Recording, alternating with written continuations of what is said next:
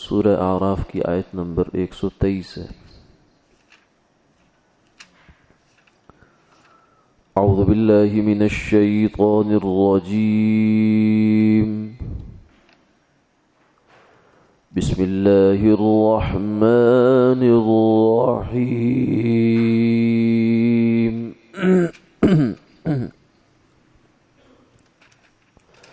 قال فرعون آمنتم به قبل أن آذن لكم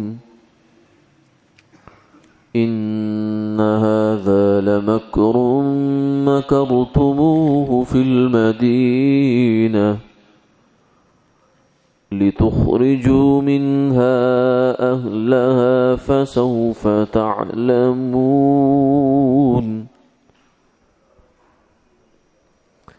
لأقطعن أيديكم وأرجلكم من خلاف ثم لأصلبنكم أجمعين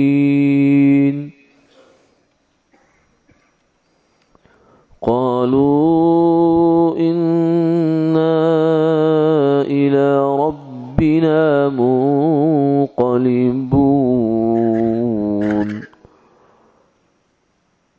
وما تنقم منا إلا أن آمنا بآيات ربنا لما جاءتنا ربنا أفرغ علينا صبرا وتوفنا مسلمين۔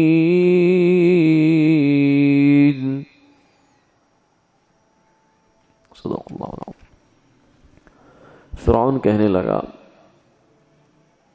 تم اس پر ایمان لے آئے میری اجازت سے پہلے، یہ تو مکر ہے جو تم نے کیا ہے اس شہر میں تاکہ اس کے رہنے والوں کو اس سے نکال دو، ابھی تمہیں معلوم ہو جائے گا۔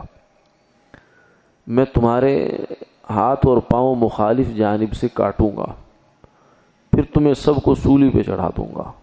وہ کہنے لگے کہ ہمیں تو اللہ کی طرف لوٹ کر جانا ہی ہے، اور تجھ کو ہم سے یہی دشمنی ہے کہ ہم اپنے رب کی آیات پر ایمان لے آئے جب وہ آیات ہمارے سامنے آ گئی۔ اے اللہ ہمارے اوپر صبر کے دہانے کھول دے اور ہمیں مسلمانی کی حالت میں ہمیں موت دینا۔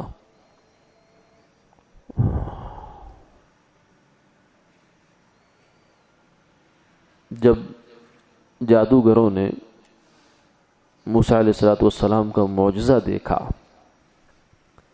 تو وہ سمجھ گئے کہ یہ جادو نہیں ہے، یہ انسانی کاوش نہیں ہے، یہ انسان کے بس کا کام نہیں ہے۔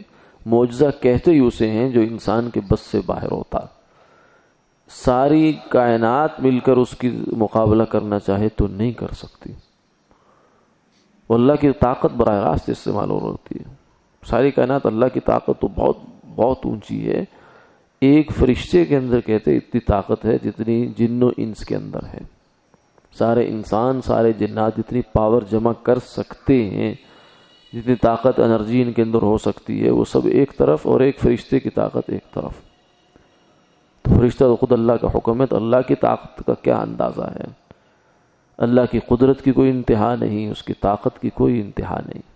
تو معجزہ اس بات کی علامت ہوتا ہے کہ یہ انسان جو ہمارے سامنے ہے، نہ اس نے جادو سیکھا، نہ کسی سے پڑھا، نہ کچھ کیا، یہ جب ایسا عجیب و غریب کام کر رہا ہے، اور وہ ساتھ یہ بھی کہہ رہا ہے کہ میں اللہ کا پیغمبر ہوں، اور اللہ کا ایک دستور ہے کہ وہ جھوٹے آدمی کے ہاتھ میں معجزہ ظاہر نہیں کرتے، یہ بھی ایک پکی بات ہے۔ جس نے بھی نبوت کا دعویٰ کیا اور ساتھ میں اس نے کوشش کی کوئی اپنے عجیب و غریب کام کر کے دکھانے کی، اللہ نے اس کو رسوا کیا، اسی موقع پر رسوا کر دیا۔ مسلمہ کذاب جھوٹا دعوی نبوت لایا، اس کو اللہ نے ذلیل کیا، جو کہتا تھا اس کو الٹ ہوتا تھا۔ یہ بھی ماضی قریب میں ہمارے مسلمہ پنجاب گزرا ہے، مرزا غلام قادیانی، اس نے زندگی میں جتنی پیش گوئیاں کی ہیں، حالانکہ آدمی کی کوئی نہ کوئی تکا تو لگ ہی جاتا ہے، جھوٹے سے جھوٹے آدمی کا بھی تکا لگ جاتا ہے، لیکن اس کی کوئی ایک پیش گوئی بھی سچی ثابت نہیں ہو سکی، کیونکہ دعوی نبوت کیا تھا اس نے۔ تو نبوت کا دعویٰ کرنے والا آدمی جو ہے اس کے ہاتھ پہ معجزہ کبھی بھی ظاہر ہو ہی نہیں سکتا۔ تو اللہ تعالیٰ نبیوں کے ہاتھ پر یہ چیز ظاہر کرتے ہیں۔ تو پھر جادوگروں نے اس چیز کو جان لیا، جب جان لیا تو مان لیا فوراً۔ اب جب جادوگروں نے یہ بات مانی، ایک تو وہ بہت بڑی تعداد میں تھے، اور دوسرا یہ کہ فرعون کی قوم میں سے، یعنی مصر کے جو رہنے والے لوگ ہیں بہت سارے، کیونکہ عوام جو ہوتی ہے وہ بیچاری سلیم الفطرت ہوتی ہے عام طور سے، یہ لیڈر ہی ہوتے ہیں جو خراب کرتے ہیں ان کو، تو وہ تو اپنے مخلص لوگ تھے۔ جب انہوں نے یہ سارا منظر دیکھا تو 6 لاکھ کے قریب آدمی کہتے ہیں کہ فرعون کی جو جماعت ہے یا اس کی قوم ہے اس کے اندر سے بھی مسلمان ہو گیا۔ اب فرعون کے لیے یہ بڑی درد سر بن گئی کہ پہلے وہ مصیبت، اب یہ نئی مصیبت کھڑی ہو گئی، جادوگر بھی بہت بڑی تعداد میں اور اتنے سارے لوگ بھی بڑی تعداد میں۔ اب پھر پریشان ہوا۔ تو شیطان تو ایسے لوگوں کا استاد ہوتا ہے، تو اس نے پھر ایک سیاسی پینترا پھر بدلا ہے۔ حالانکہ ہونا یہ چاہیے تھا کہ جو پیچھے سے بات چلی آ رہی تھی اس کا تقاضا تو یہ تھا کہ جادوگر اس لیے بلائے گئے ہیں تاکہ پتہ چل جائے کہ موسیٰ علیہ السلام جادوگر ہیں یا نہیں ہیں۔ جب جادوگر خود مان کے دے رہے ہیں کہ یہ جادوگر نہیں ہے، نہ صرف یہ کہ ان کی جادو مانا ہے، نہ بلکہ جادوگر بھی مان گئے ہیں، تو اب اس کے بعد تو فیصلہ ہو جانا چاہیے تھا۔ فرعون کو خود بھی تسلیم کر لینا چاہیے تھا کہ واقعتاً موسیٰ علیہ السلام اللہ کے پیغمبر ہیں۔ لیکن بات وہی ہے، انا اور ضد اور کرسی، لالچ، یہ انسان کو حق جاننے کے باوجود ماننے سے باز رکھتے ہیں۔ اب جب یہ منظر ہوا تو اور پریشان ہوا، کہنے لگا کہ یہ تو بڑا کام خراب ہو گیا۔ لہذا اس نے دیکھی جو منظر کیا وہ کیا، سب سے پہلے تو جادوگروں سے مخاطب ہو کے کہنے لگا کہ یہ کیا کیا تم نے ڈرامہ، ہم نے تو مقابلہ کیا تھا، تو ابھی تو پتہ چلنا تھا کہ کون حق پہ ہے کون باطل پہ ہے، پتہ چلتا، پھر دیکھتے، پھر دوبارہ چانس لیتے، ہو سکتا ہے جیسے بعض دفعہ ہوتا ہے کہ چلو جی ایک دفعہ ہم سے غلطی ہوگی، ہمیں سمجھ نہیں آ سکی کہ داول چل گیا ہمارے اوپر، تو یہ تم نے کچھ بھی نہیں ہونے دیا، میری طرف سے کوئی ابھی جو ریفری ہے مقابلے کا یا جو وہ اس کی طرف سے بات ہی نہیں آئی، تم پہلے ہی سجدہ ریز ہو گئے ہو۔ آمنتم بہ قبل ان آذن لکم، میں نے اجازت ابھی دی نہیں ہے، تم پہلے ہی ایمان لے آئے ہو، اس کا مطلب ہے کہ تم لوگ ملی بھگت ہے تمہاری آپس میں۔ ان ھذا لمکر مکرتموہ فی المدینہ، یہ اس کی جو بات تھی یہ دراصل جھوٹ تھا، اس کی بات جھوٹ ہے، اور یہ اس نے لوگوں کے ذہن میں وہی پچھلا والا پینترا بنایا، یعنی موسیٰ علیہ السلام کو بجائے نبی ماننے کے یا ان کی بات پر غور کرنے کے کہنے لگا یہ تم ہم سے تمہارا ملک چھیننا چاہتے ہیں میاں، یہ تمہاری زمین چھیننا چاہتے ہیں۔ وہی وطنیت اور قومیت، یہ دو بت ہیں جو آج بھی چلتے ہیں، پہلے بھی چلتے رہے، نیشنلزم، پیٹریوٹزم، حب الوطنی اور جناب قومیت پرستی، یہ جب باطل کے لیے استعمال ہوتی ہے تو پھر بہت برے نتیجے پیدا کرتی ہے۔ تو اس لیے بھی یہ دوبارہ چلا، لوگوں سے کہنے لگا لِتُخْرِجُوا مِنْهَا أَهْلَهَا، تم تو ہمارے اوپر قبضہ کرنا چاہتے ہو اور کچھ نہیں چاہتے ہو، تم گویا کہ کرسی کے اصل میں طالب ہو، تم کوئی حق شک نہیں ہے، کوئی کچھ نہیں ہے۔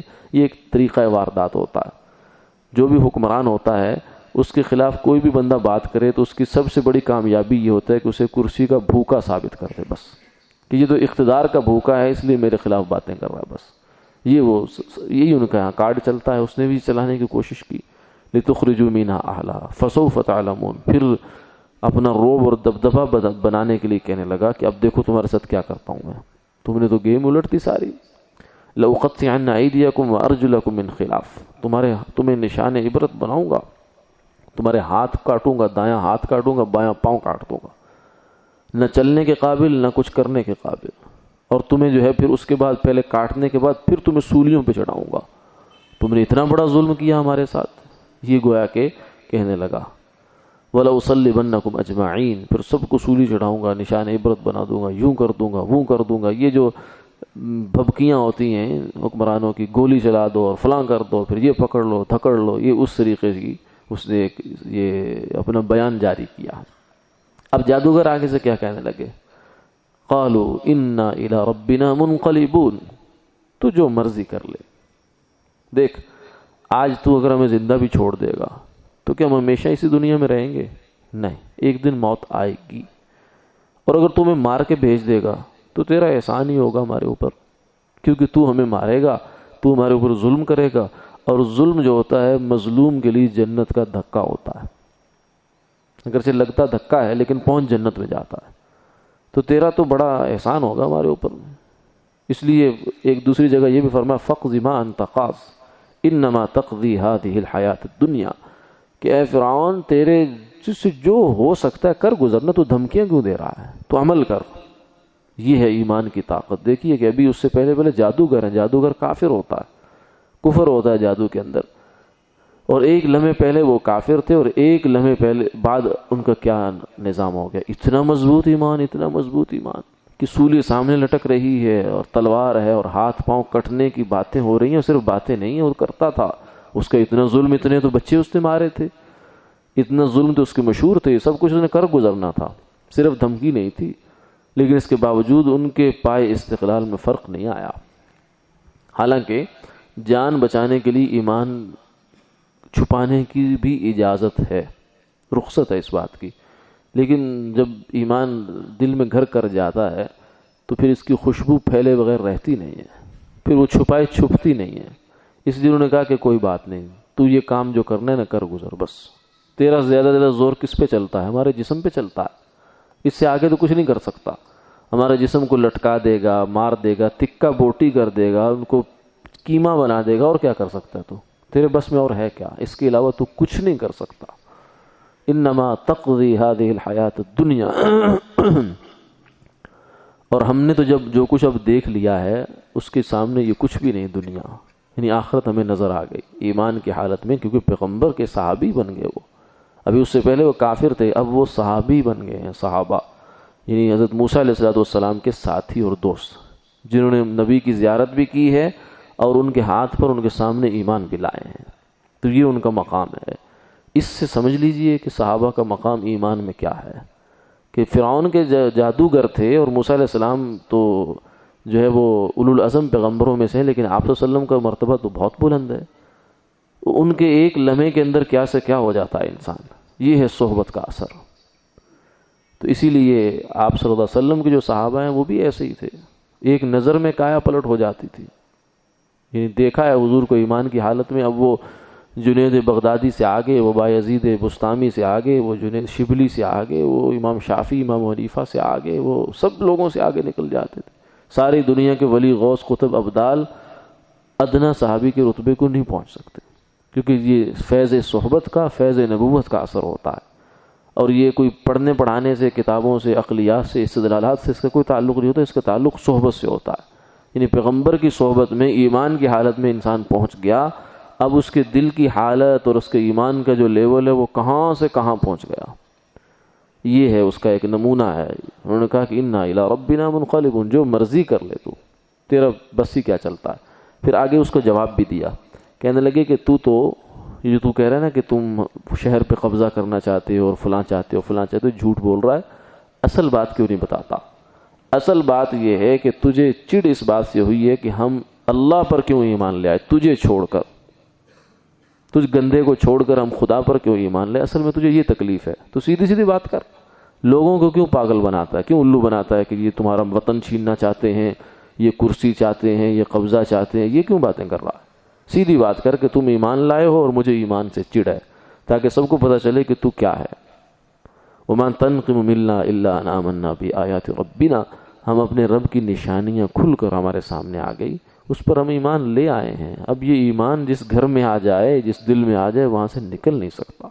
ایمان وہ طاقت ہے کہ دنیا کی کوئی طاقت اسے نکال نہیں سکتی، یہ سب سے بڑی طاقت ہے۔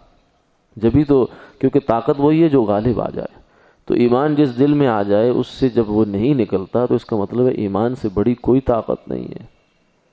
یہی طاقت تھی جو صحابہ کو قیصر و کسریٰ کے مقابلے میں لائی، اور نہتے لوگ، نہ ان کے پاس جنگ کی کوئی خاص تیاری تھی، نہ اور اس لحاظ سے بڑی کوئی چیز تھی، لیکن اللہ تعالیٰ نے ان کے ہاتھوں پہ ملکوں کو فتح پہ فتح کرواتے چلے گئے، کیونکہ ان کا ایمان تھا، صحابہ کا ایمان تھا۔ ایمان کی گواہی قرآن نے دی ان کی، فَإِنْ آمَنُوا بِمِثْلِ مَا آمَنْتُمْ بِهِ فَقَدِ اهْتَدَوْا، آنے والی نسلیں اگر تمہارے جیسا ایمان لائیں گی تو پھر ہدایت پائیں گی۔ ان کے ایمان کو اللہ نے معیار بنا دیا، نمونہ بنا دیا۔ نمونہ کسی عام چیز کو نہیں بنایا جاتا، ناقص چیز کو نمونہ نہیں بنایا جاتا، کامل کو بنایا جاتا۔ تو صحابہ کا ایمان کامل. تو یہ جادوگروں کا ایمان جو ہے وہ اس کی بھی کرشمہ دکھا رہا ہے کہ ہم ایمان لے آئیں، اب تو نے جو کرنا کر لے، لیکن ساتھ ہی دعا کی ہے.